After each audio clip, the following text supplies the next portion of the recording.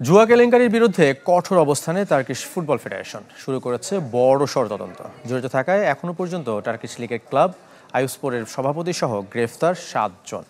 একই সঙ্গে শৃঙ্খলা ভঙ্গের দায়ে সাময়িকভাবে নিষিদ্ধ করা হয়েছে 1024 জন ফুটবলারকে। জুয়া কাণ্ডে টালমাটাল তুরস্কের ফুটবল।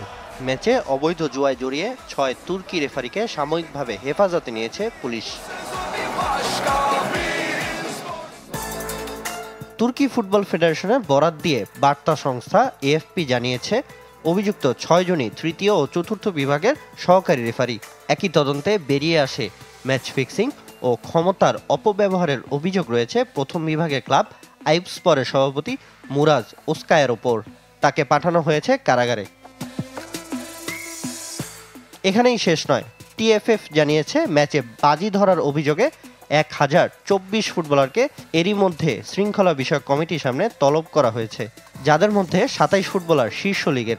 তদন্ত শেষ না হওয়া পর্যন্ত অভিযুক্ত ফুটবলারদের সাময়িক নিষিদ্ধ করা হয়েছে, যাদের মধ্যে আছেন টার্কিশ চ্যাম্পিয়ন গালাতাসারায় ও জাতীয় দলের ফুটবলার এরেন এলমালিও।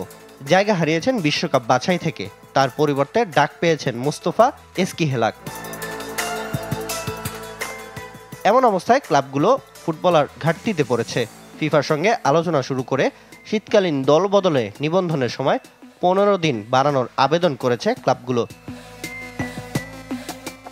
এছাড়াও তৃতীয় ও চতুর্থ বিভাগ ফুটবল স্থগিত 2 সপ্তাহের বেশি সময় ধরে, যেখানে খেলতেন সন্দেহভাজন 900 জনের বেশি ফুটবলার।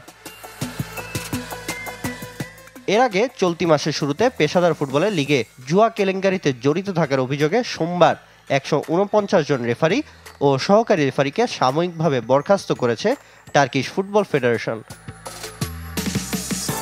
সামিন ইয়াসার, চ্যানেল 24।